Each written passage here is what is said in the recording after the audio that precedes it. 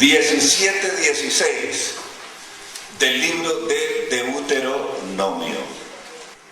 Pero él no aumentará para sí caballos, ni hará volver al pueblo a Egipto con el fin de aumentar caballos, porque el Señor os ha dicho. ¿Qué es lo que dijo el Señor? No volváis nunca por el camino de Egipto. No volváis nunca por ese camino. Nuestro tema es ese: no volváis nunca por ese camino. Este capítulo 17 habla de las instrucciones que Dios está dando a Israel para cuando tengan un rey. Primero, el rey tendría que ser de entre sus hermanos, no podía ser un extranjero, sino que tenía que ser una persona de entre sus hermanos el que reinara sobre ellos, con varias restricciones. Uno, no pudiera este hombre tomar muchas mujeres. Verso 14 en adelante están las instrucciones ahí. Podía tener más de una, el rey, de acuerdo a la ley, en este caso, el rey. Mas no pudiera tener muchas, porque harían desviar su corazón. En todas estas prohibiciones incurrió Salomón. Dios dijo: no tomaréis mucho, y él tomó 700 mujeres reinas y 300 concubinas. Dios no aumentará para sí caballos.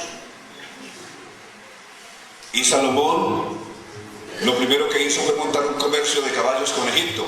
Iba y compraba caballos en Egipto, los traía para revenderle a los países vecinos de Siria, el Líbano y otros países. Él les revendía caballos. No haría para sí, no amontonaría para sí tesoros. Y eso lo hizo Salomón. O sea, todo lo que Dios prohibió, Salomón lo hizo. Todo lo que Dios prohibió, Salomón lo practicó. Pero el asunto viene aquí. ¿Por qué razón Dios le dijo a Israel no pudieran tomar o poner sobre ellos a un extranjero? Porque un extranjero los podía hacer volver a Egipto por el camino por el cual, cuando Dios sacó a Israel de Egipto, le dijo: por este camino no volveréis jamás. Dios tiene unas instrucciones precisas. Y hay un mandato que es contundente e irrevocable.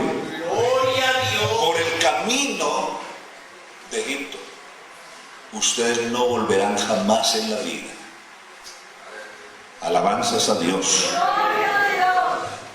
Uno de los peligros que el ser humano tiene, o que la iglesia tiene, es el mismo peligro que tuvo Israel. Volver a ser tentado, o en un momento dado tomar la iniciativa de volverse a Egipto.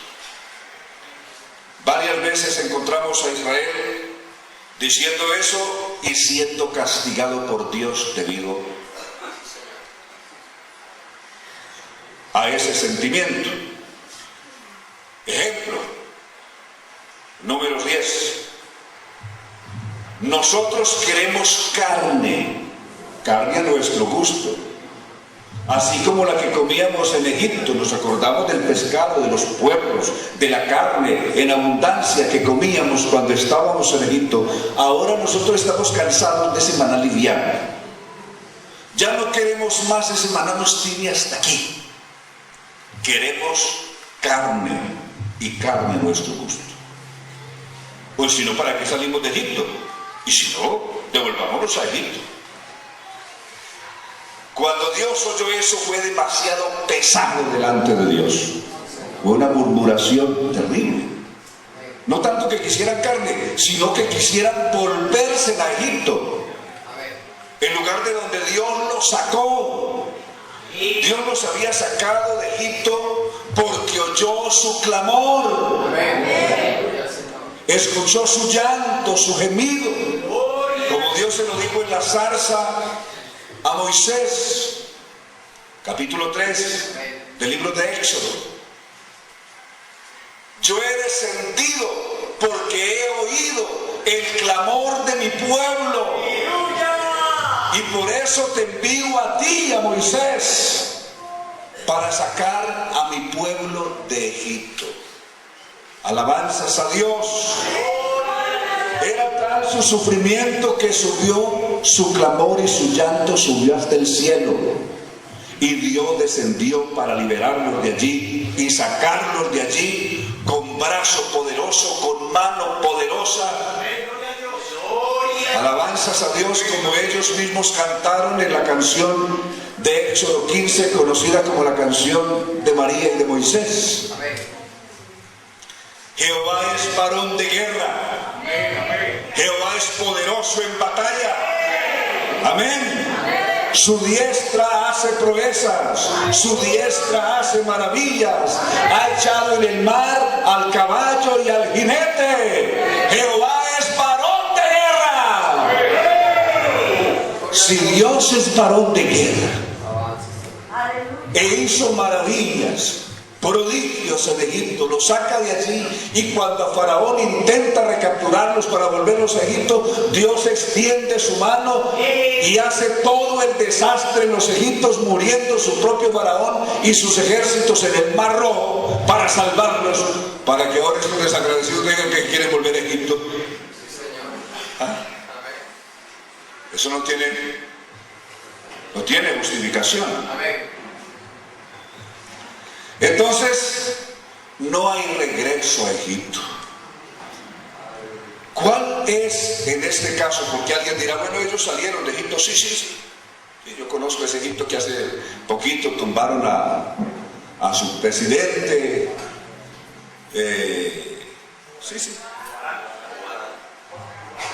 Hosni Mubarak. Pero,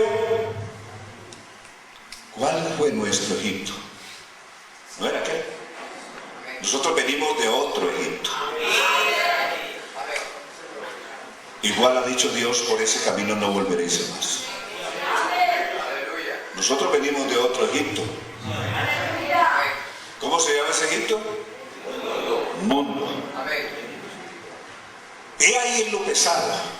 ¿Recuerdan a Jesús orando en San Juan 17? En la oración de Jesús dice, ellos no son del mundo, porque yo los elegí del mundo. Si éramos ayer del mundo, ya no lo somos. Y Pablo dice a los corintios, miren, aunque vivimos en el mundo, no militamos según el mundo. Ya no militamos según el mundo. ¿Sí o no? Juan dice, primera de Juan 2:15, no améis al mundo, ni las cosas que están en el mundo, porque todo lo que hay en el mundo, lo suma en tres cosas. ¿Cuáles son esas tres cosas en las que se resume lo que hay en el mundo? Los deseos de la carne, los deseos de los ojos y la vanagloria de la vida. Eso no proviene del Padre. ¿Eso proviene de dónde? Proviene del mundo. Y el mundo pasa y sus deseos, pero el que hace la voluntad de Dios permanece para siempre. Alabanzas al Señor. Entonces es ahí la tremenda diferencia que hay. Lo que éramos y lo que ahora somos. ¿Qué éramos ayer? Veamos lo que éramos ayer a la luz de la Biblia. Así era nuestro Egipto. Si los israelíes en Egipto tenían las espaldas rasgadas de recibir latigazos, nosotros habíamos pasado de ahí. Nosotros estábamos muertos. Nosotros estábamos azotados, heridos, estábamos muertos. Efesios capítulo 2, verso 1 en adelante. Miren lo que dice. Él os dio vida a vosotros. ¿Cuándo nos dio vida? Cuando estabais muertos en vuestros delitos y pecados. Ole, ¿cuáles pecados? ¿Se te olvidó? Porque porque a veces uno pierde la memoria histórica. ¿Y cuáles pecados? Y Dios dice, en los cuales anduvisteis en otro tiempo. Hola, ¿y cuál tiempo pues? Acuérdate. En los cuales anduviste en otro tiempo, siguiendo la corriente de este mundo. ¿Siguiendo la corriente de quién? De este mundo. ¿Conforme a quién? Es decir, ¿siguiendo cuál modelo? Conforme a seguir un ejemplo, un modelo. Conforme al príncipe de la potestad del aire. El espíritu que ahora opera en los hijos de desobediencia. ¿En quién sigue operando el príncipe de la potestad del aire, que se llama Satanás? ¿En cuáles sigue operando? Operaba en nosotros cuando estábamos allá.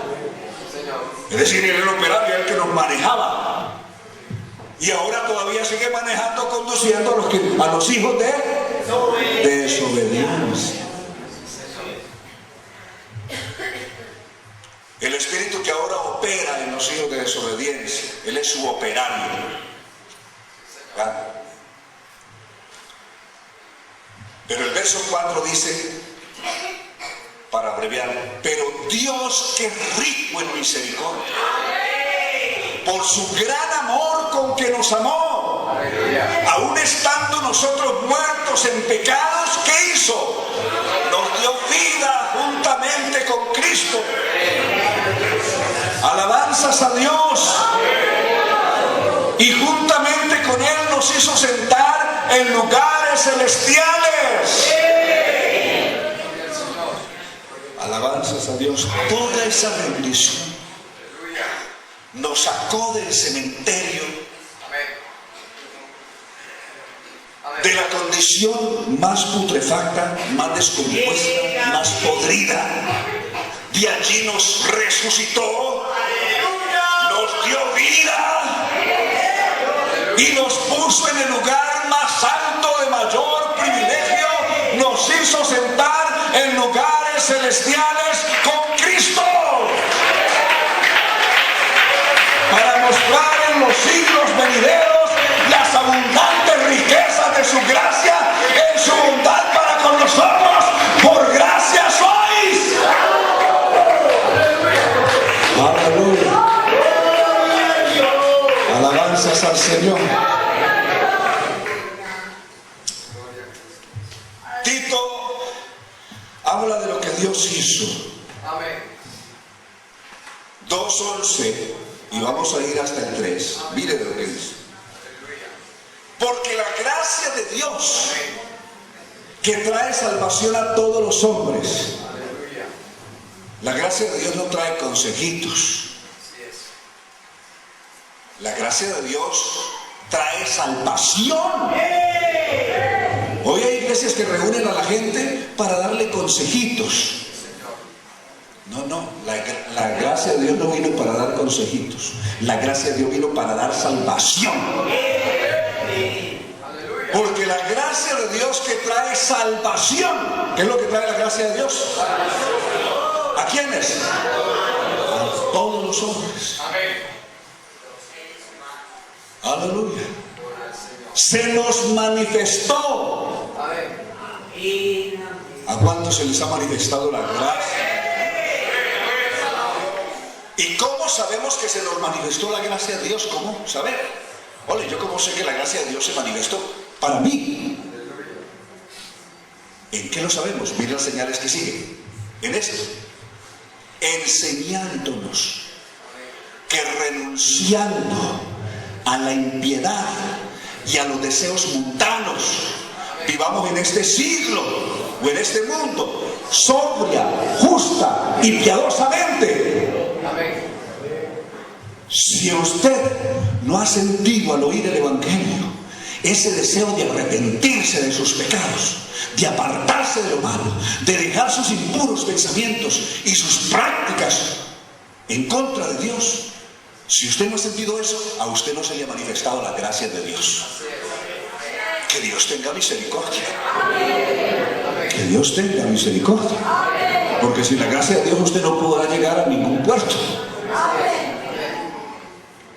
Entonces, el primer síntoma, la primera señal tangible que yo tengo, que la gracia de Dios se manifestó en mi vida y está tratando conmigo, es que yo he sentido, no porque el hermano me dijo arrepiéntase, ni el amigo ni el familiar, sino yo lo he sentido. Al oír esa palabra de Dios, he sentido en mi corazón esa necesidad profunda de arrepentirme, de apartarme de mis pecados, dejar de hacer lo malo delante de Dios y comenzar a hacer lo bueno. Ese es el síntoma primero de la gracia de Dios. Alabanzas al Señor. Aleluya. Porque la gracia de Dios que trae salvación a todos los hombres se nos manifestó enseñándonos ¿qué? Renunciando ¿a qué? A la impiedad. ¿Y a qué más? A los deseos mundanos.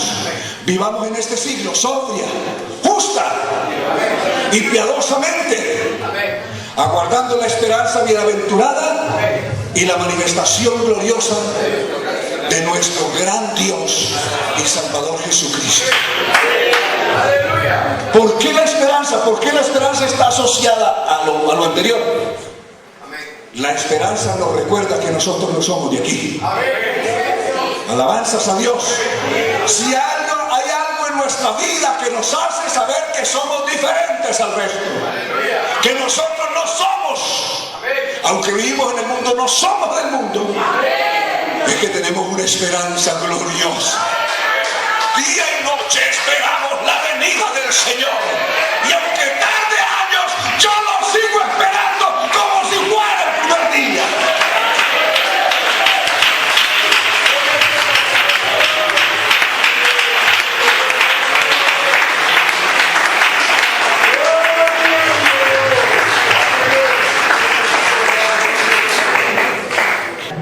De ahí que si ustedes quieren realmente ser mis discípulos, tienen que beber mi sangre, comer mi carne.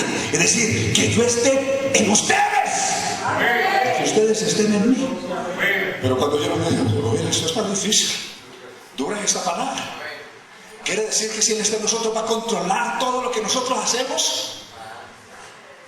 Vamos a ser controlados por Él. Que nuestra voluntad va a ser controlada por Él. Hola, eso está muy difícil. Yo quiero ser cristiano, pero que yo pueda seguir haciendo lo que yo quiera. Yo quiero ser hijo de Dios, quiero ser salvo, quiero ir al cielo, pero que yo haga lo que yo quiero, no lo que Dios quiere. ¿Se puede ser así? ¿Se puede ser salvo así? Hay que hacer la voluntad de Dios, no la nuestra. Entonces vieron el asunto muy complicado y dijeron, ¿sabe qué? Dura es esta palabra, ¿quién la puede oír? Y se fueron. Y los discípulos vinieron a traerle la noticia a Jesús. Pensaron que Jesús iba a sentar, a llorar y decirle, ¿sabe qué? Cambiemos las condiciones. Vaya, ruégale, díganle que vuelvan, que yo les voy a cambiar las condiciones. ¿Sí les cambió las condiciones? Dios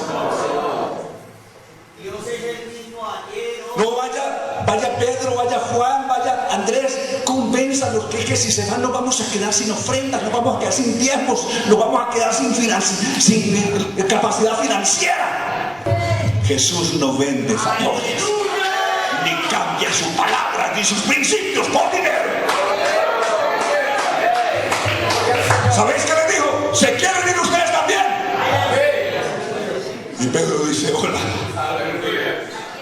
¿a quién? Si nosotros sabemos y conocemos que tan solo tú tienes palabras de vida eterna.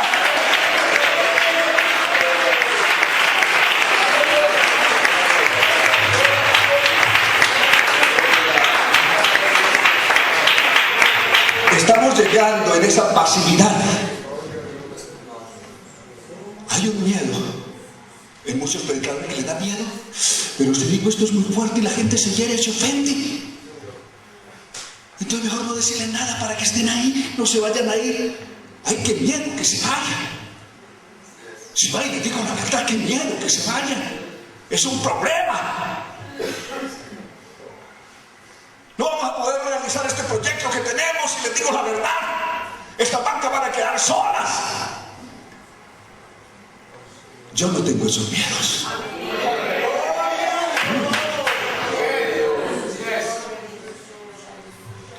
Hermanos, hermanas, si no hacemos la voluntad de Dios, por más bautizados que seamos en el nombre de Jesús, vamos para el infierno. Vamos para el infierno. Bautizados y todos en el nombre de Jesús, y habiendo recibido el Espíritu Santo, nos vamos para el infierno si no hacemos lo que Dios manda.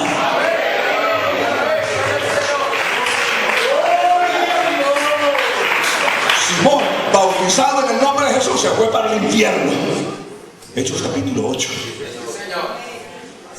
Y era bautizado en el nombre de Jesús. Y eso nos salva del infierno. Aleluya. Alabanzas a Dios. El propósito de Dios es purificar para sí un pueblo propio. No es tener una congregación que traiga muchos diezmos y ofrendas. Ese no es el propósito de Dios. Eso vendrá como reflejo, como resultado. Pero el programa central de Dios es purificar para sí un pueblo propio, celoso y de buenas obras. Tito 2, 13 y 14. Ese es el propósito de Dios. Porque lo que el Señor viene a buscar no es una iglesia con una capacidad financiera tremenda. Es una iglesia santa, sin mancha y sin arruga, sino que fuese santa y sin mancha, pues sin santidad y paz. Eso es lo que el Señor viene a buscar. Entonces, felicito a los hermanos y a las hermanas que han pasado los años y se han mantenido en los principios sanos y santos. Pero al visitar diversos lugares, no digo cuáles, Dios juzgará, pero sí me da dolor esa conexión. Por eso algunos dicen: hola, ¿y qué problema hay si me voy al concierto a ver los voceros, o a ver a este, o a ver a Marco Witt? Ay, cómo canta de bonito. ¿Y cómo llaman los otros? Jesús Adrián, toda la banda, Alex Campos y todos sus. ¿Y qué de malo tiene eso, como cantan de lindo? Yo no le veo nada de malo a eso. Sí, no se le ve nada de malo. Todas las cosas me son lícitas, pero no todas convienen. 1 Corintios 6, 12. Correcto. ¿De dónde viene que poco a poco las cosas del mundo se van metiendo aquí? Y cuando menos acuerden, cuando menos acordamos, tenemos, especialmente los jóvenes que más van a esto, que más van a ver de esto, hombres y mujeres, terminan con cosas que son del mundo. No, porque allá también son cristianos y allá no tienen ningún problema. Ellos son cristianos, alaban a Dios y ya como cantan de lindo. Y ellos no tienen problema con el vestido. No, porque uno alaba a Dios con el corazón. Es que Dios lo que mira es el corazón. Dios no mira lo de afuera. ¿Es verdad eso? A Dios lo de afuera no le importa.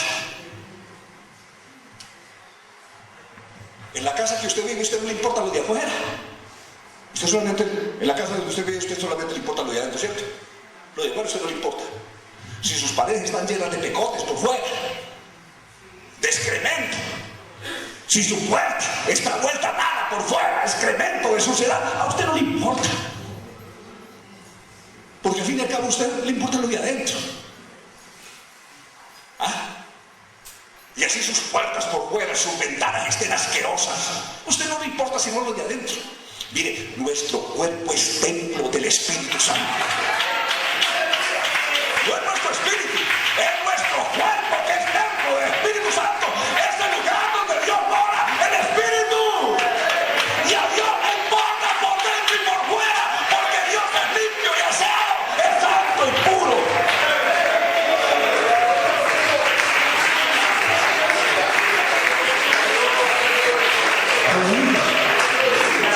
1 Corintios 3:16 y 1 Corintios 6:18.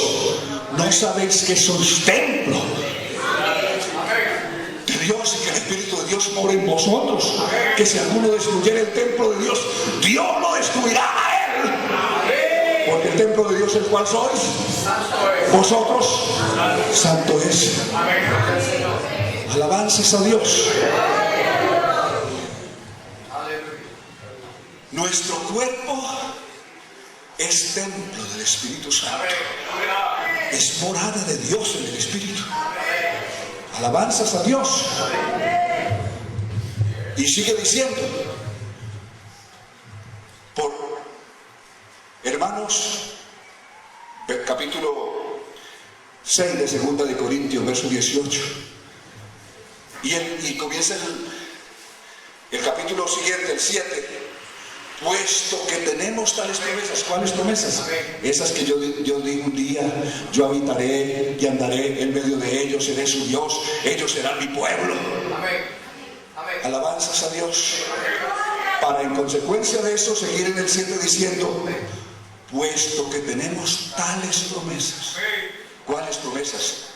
De que Dios vivirá en nosotros. Amén. Alabanzas a Dios, que seremos su pueblo, que Él será nuestro Dios, que seremos su templo. Puesto que tenemos tales promesas, ¿qué dice? Limpiémonos el espíritu, porque lo otro a Dios no le importa. ¿Qué es lo que dice? Limpiémonos de toda contaminación. ¿De qué? Si le importa a Dios nuestra carne o no le importa. ¿Le interesa a Dios eso o no le interesa? Limpiemos de toda contaminación de carne y de espíritu. Hay una cosa abominable que Dios encontró en una de las iglesias de Apocalipsis, la 7. Y es que había allí una mujer que se llamaba ¿cómo? Jezabel. El mismo nombre de otra mujer del pasado. ¿Recuerdan la otra mujer del pasado?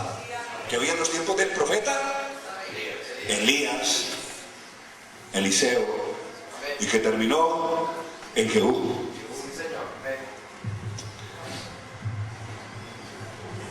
Tienes ahí a esa mujer. ¿Sabes qué? Aunque tienes algunas obras que me gustan, sin embargo, hay algo que yo no puedo soportar. Dios dice, mira, te digo la verdad. Hay algo que me repugna, que me fastidia cuando pienso en ti. Es que tienes ahí a una mujer que se llama Jezabel, que se dice profetiza. Es decir, aparentemente es una mujer de tremenda espiritualidad. No es tan espiritual que hasta profetiza. Pero detrás de su falsa espiritualidad, miren lo que hace. ¿Qué hacía? Enseña y seduce a mis siervos a cometer pecados de inmoralidad sexual, fornicación. ¿Sí? Es decir, era una maestra en la insinuación sexual, en la excitación sexual. Enseñaba a las demás a ver cómo ser más sensuales. Es que tienes que tener un vestido más atrevido. Y si te pones, y si llevas este peinado y este corte, quedas más atrevida, más lanzada. Tienes que lanzarte. Tienes que ser más insinuante. Es decir, todo el arte de la seducción lo tenía Jezabel. Enseña y seduce. Era una maestra para eso. Es decir, era la que dirigía el reinado. Y le decía a la reina, mira, a la jovencita, usted tiene que hacer así, y tiene que tener esto, y tiene que caminar así, y tiene que peinarse así, y tiene que hacer esto, y tiene que hacer lo otro, para que sea bien atractiva sexualmente. ¿Ah? Eso es lo que hacía Jezabel.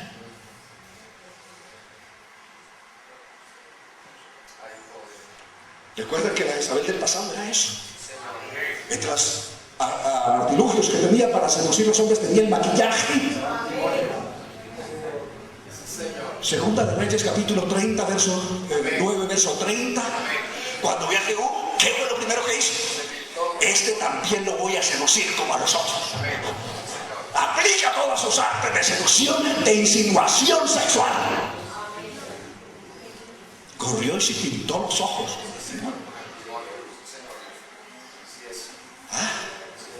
¿Para qué hizo eso?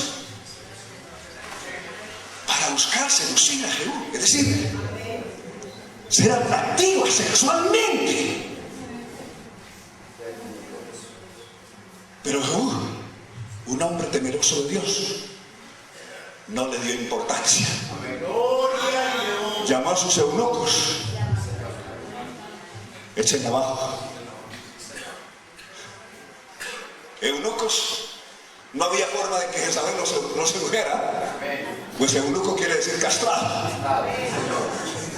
A eso le mandó hombres castrados, que no había forma de seducirlos sexualmente, para que acabaran con él. Y le echaron abajo y sirvió de tremendo banquete. ¿Para quiénes? Para los perros que la comieron. Tremendo banquete dieron a los perros. ¿Qué pasó? ¿De dónde nació la pintura y el maquillaje en la mujer? Realmente, en la historia, nació en las prostitutas. ¿Me estoy inventando? No. Ezequiel capítulo 23, verso 40. Miren, al terminar los paganos antiguos, en el oriente antiguo, al terminar la primavera, es decir, la primavera comienza, al terminar el invierno y en la víspera de la primavera, el invierno comienza el 21 de diciembre, comienza el invierno. Ahí comienza la estación de invierno, termina otoño y comienza invierno ahí. Y cuando se entraba en el último mes del invierno, es decir, entre febrero y marzo, de mediados de febrero a mediados de marzo, celebraban el famoso reinado de las prostitutas, y los espiritistas, es decir, los satánicos, rendían su culto al diablo. Todo era una orgía sexual. Se desnudaban todos, hacían desfiles, practicaban toda suerte de orgía, lesbianismo, homosexualismo, como fuera, celebrando supuestamente la ida del invierno y el regreso del dios sol, es decir, la primavera. Con la primavera otra vez vuelven los días de sol, porque allí en invierno el sol casi no se ve y la oscuridad es total. Entonces celebraban por eso el renacer del dios sol. Por eso, ¿en qué tiempo celebran el carnaval de Río de Janeiro? ¿En qué tiempo celebran el carnaval de Barranquilla? En febrero, finales de febrero. Y así, cuando ya se entra en el último tramo, el último mes del invierno, y viene la primavera, entonces celebraban eso. ¿Ven? Entonces también hacían el reinado de las prostitutas. ¿Qué hacían en ese reinado? Reunían todas las prostitutas para hacer un reinado. Y de entre ellas elegían la que según ellas fuera la más atractiva sexualmente. Y a esa le ponían corona y la vestían con joyas. Pero todas se pintaban. Leamos el texto. A ver, ¿qué dijimos, Ezequiel? A ver si estamos sintonizados. A ver. Además, enviaron por hombres que viniesen de lejos, a los cuales había sido enviado mensajero, y aquí vinieron, y por amor de ellos, ¿qué hiciste? Te lavaste. ¿Y qué más hiciste? Pintaste tus ojos y te ataviaste con adornos y te sentaste sobre suntuoso estrado o diván, y fue preparada mesa delante de él, y sobre ella pusiste incienso y aceites, y aromaban bien aromadas, bien perfumadas.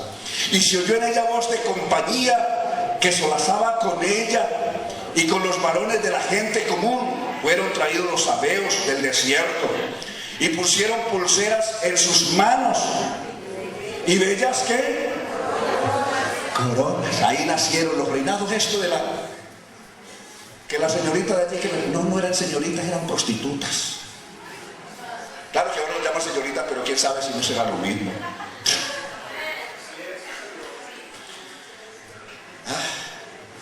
Y se oyó en ella, y pusieron pulseras sobre sus manos y bellas coronas sobre sus cabezas. ¿A qué está refiriendo Dios?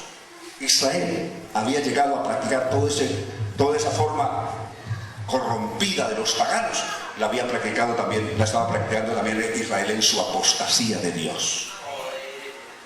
Hermanos, si nos descuidamos, terminaremos allá también.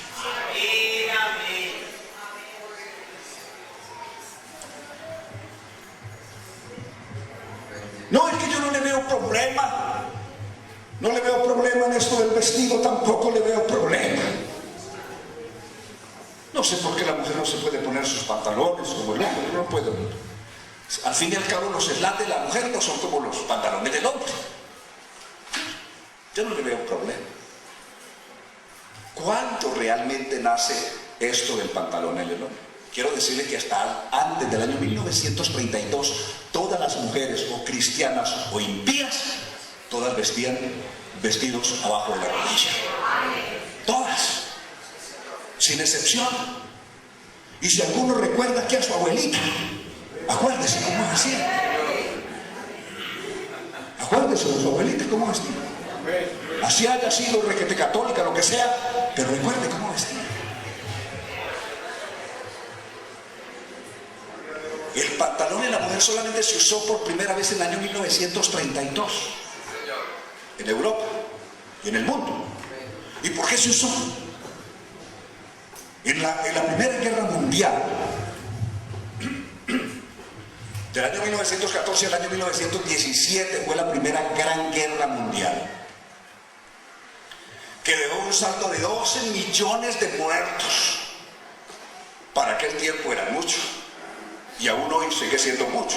Digo en aquel tiempo porque en aquel tiempo el mundo no tenía los habitantes que tiene hoy. Murieron la mayoría de los hombres entre los 20 y los 40 años, murieron en la guerra. Eran los que trabajaban en la industria, en las fábricas, en las factorías. Como estos murieron, ¿qué tuvieron que hacer? Sacar los viejitos, desempolvar los viejitos que ya estaban jubilados y traerlos a las fábricas otra vez a trabajar. Pero como eso no bastaba, trajeron las mujeres. Las mujeres hasta ahí tenían el cuidado de su casa. La mujer sabia edifica su casa, porque era la función de ellas. Hasta ahí era la función de educar prácticamente a sus hijos, de formar a sus hijos para la sociedad. Pero cuando esto pasó, las mujeres se fueron a las fábricas y los hijos quedaron a disposición de nadie. Quedaron para que la casa hicieran lo que quisieran, las diabluras que les diera la gana. Quedaron sin papá, sin mamá en casa, y ellos, ustedes saben que cuando el gato no está en casa, los ratones hacen primera fiesta. Así pasó con los muchachos.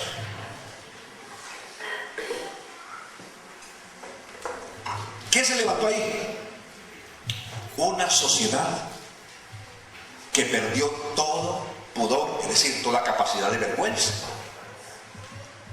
Y por eso, ya por el año 32, esos niños del 14 al 17 ya ahora están jóvenes en la vida laboral. Y dice que va. Ya nosotros tenemos ahora, ahí nació el denominado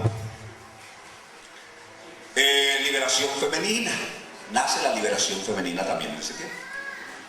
¿Qué fue lo que llamaron liberación femenina? El gran error. Eso no es ninguna liberación femenina.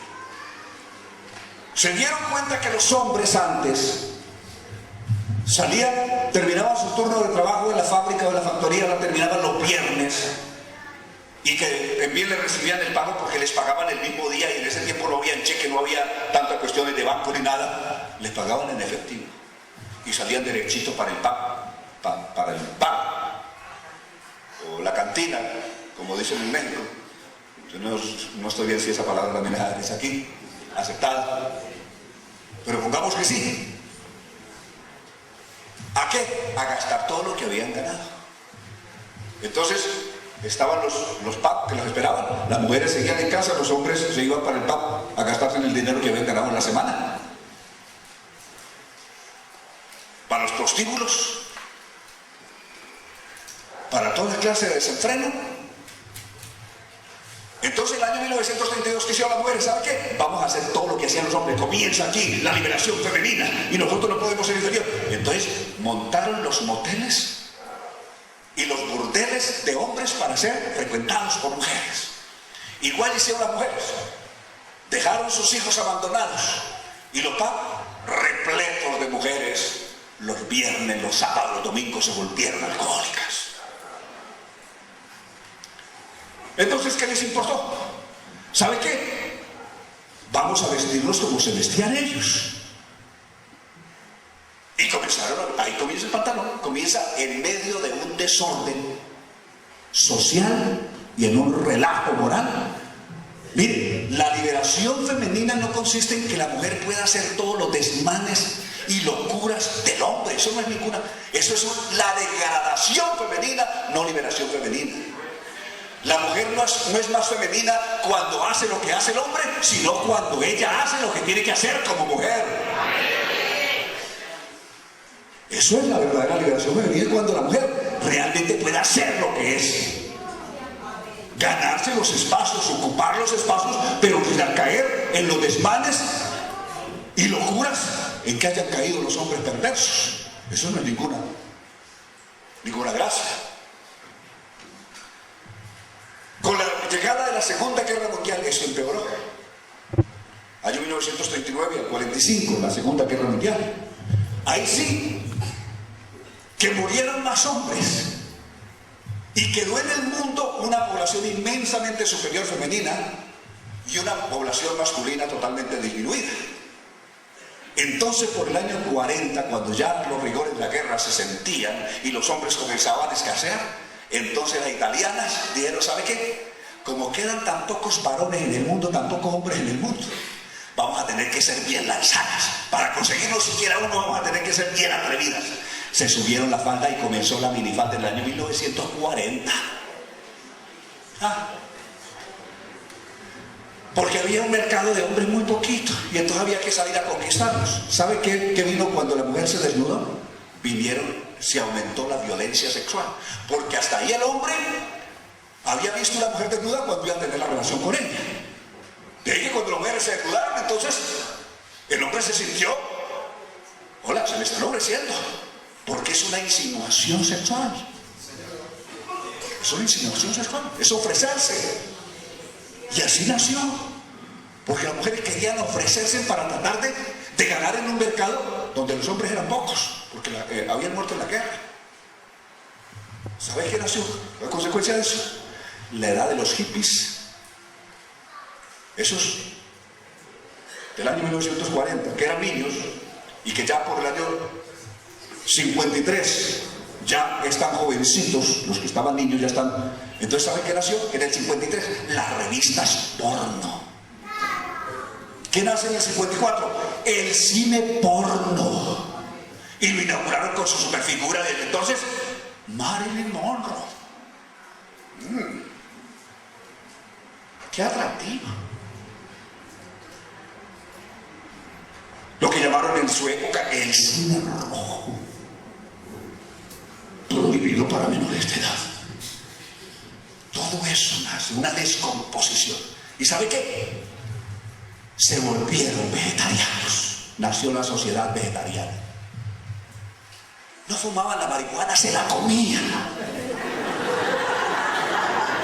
Sí, todos se volvieron vegetarianos. Y resultaron los hombres con aretes y cabello largo. La edad de los hippies. ¿Y sabéis qué aumentó? El homosexualismo. No fueron más machos. Con eso se degradaron y se degeneraron hasta terminar el abominable acto del homosexualismo. Esa es la historia, la verdad. ¿Será que la iglesia puede irse allá a esa olla podrida? ¿Será que ese es un modelo, un ejemplo para que la iglesia del Señor caiga allá? La iglesia que el Señor le espera santa, pura, limpia, sin mancha, sin arruga, cuando Él venga a recogerla, podrá hundirse en ese lodo asqueroso que hay en este mundo. Y algunos se hacen los de la vista corta. No es que la niña, la hermana comienza con el vestido, esos vestidos que son como elásticos, se suben y cuando se sienta tiene que comenzar a bajarlo y a bajarlo. Y eso no es vestido, tendría que ser de caucho. Y los hombres también, con unos pantalones que quedan ahí borrados. Eso también es una insinuación sexual.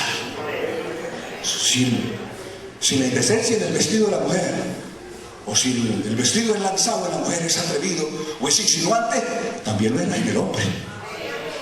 También el hombre tiene una manera de vestir insinuante sexualmente. Recordar que nosotros en la iglesia no somos un mercado de sexo. Aquí esto no es un mercado sexual. Los mercados sexuales están allá afuera. Aquí somos el pueblo del Señor. Y el Hijo de Dios es Hijo de Dios aquí, en el trabajo, en la universidad, en el colegio, en la calle, donde quiera esté, es un hijo e hija de Dios.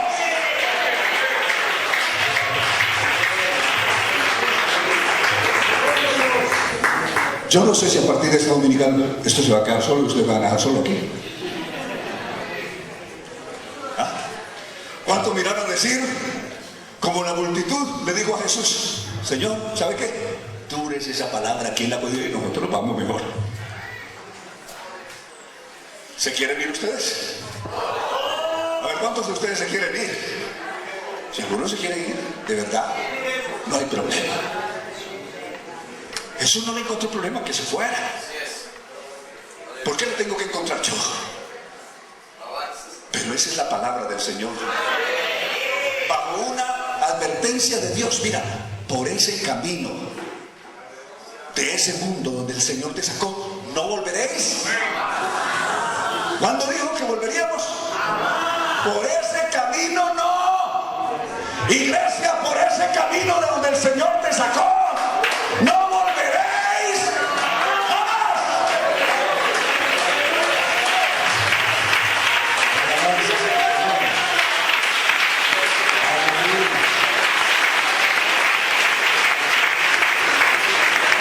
Alabanzas a Jesús.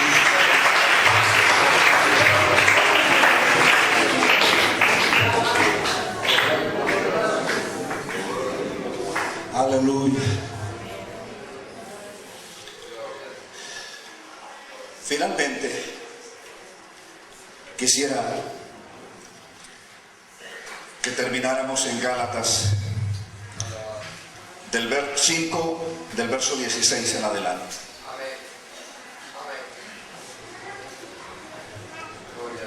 Digo pues, andad en el Espíritu.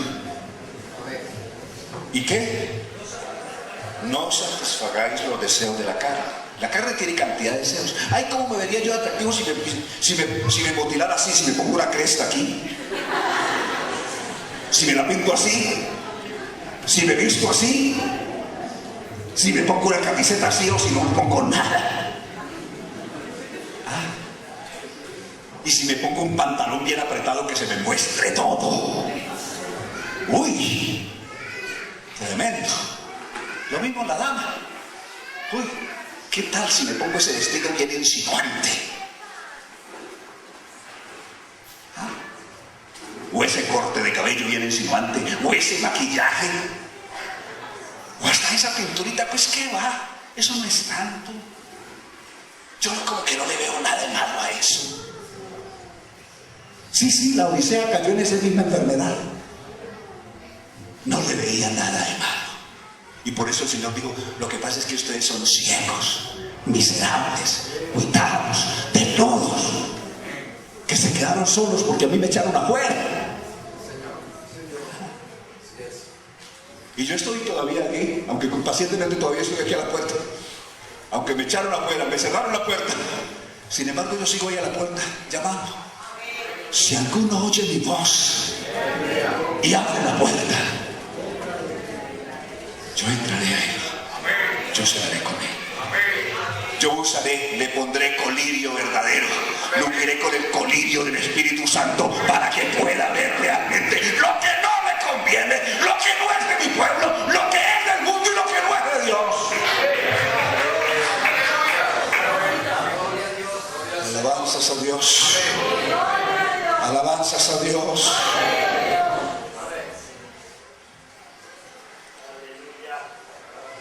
Verso.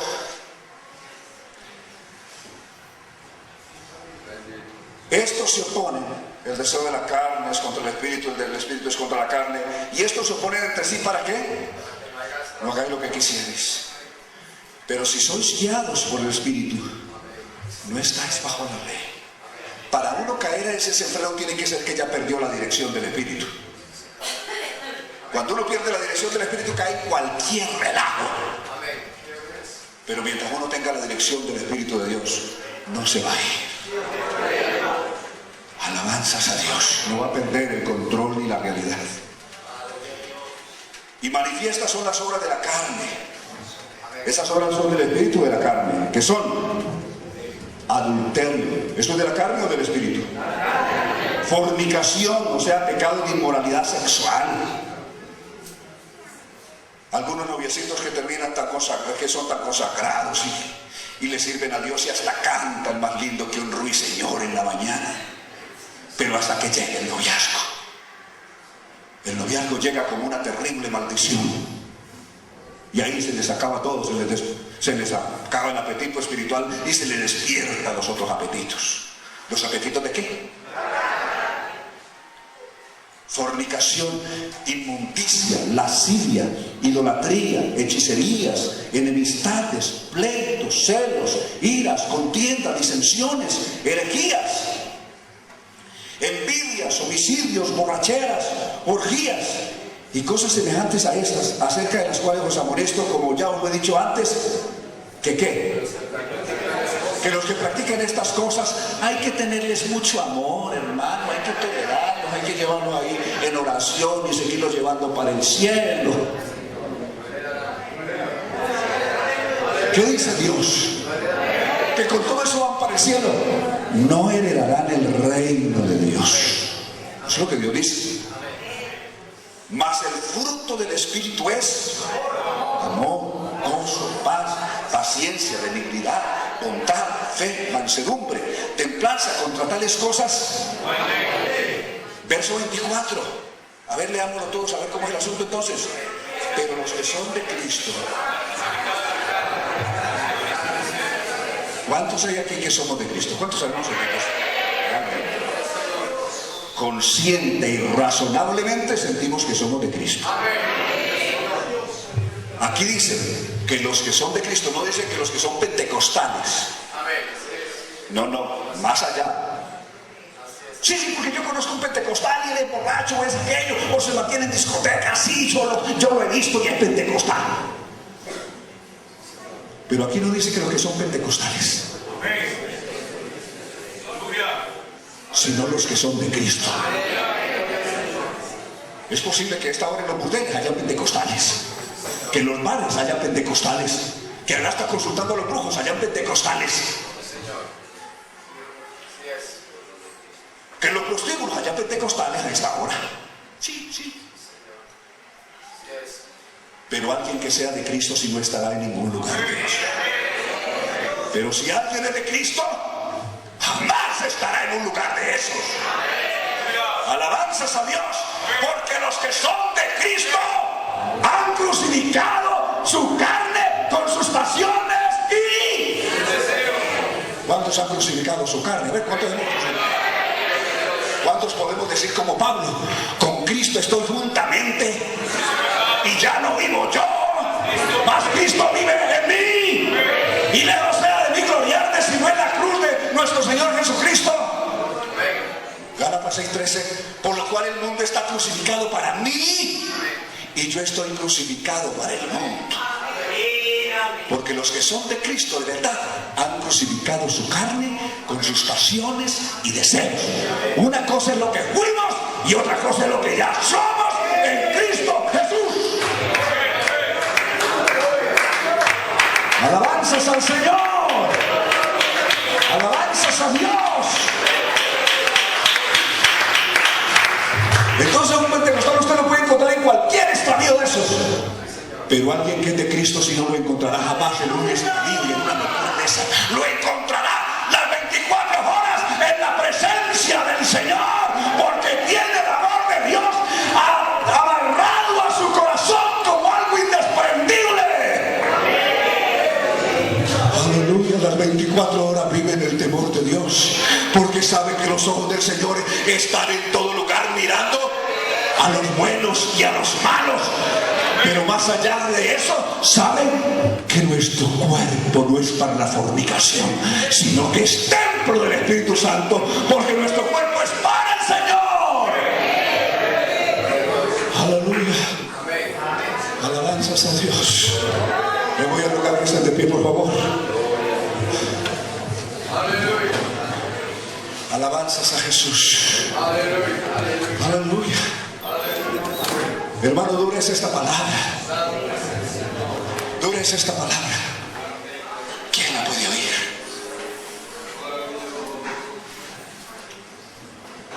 ¿Cierto que esto es muy duro?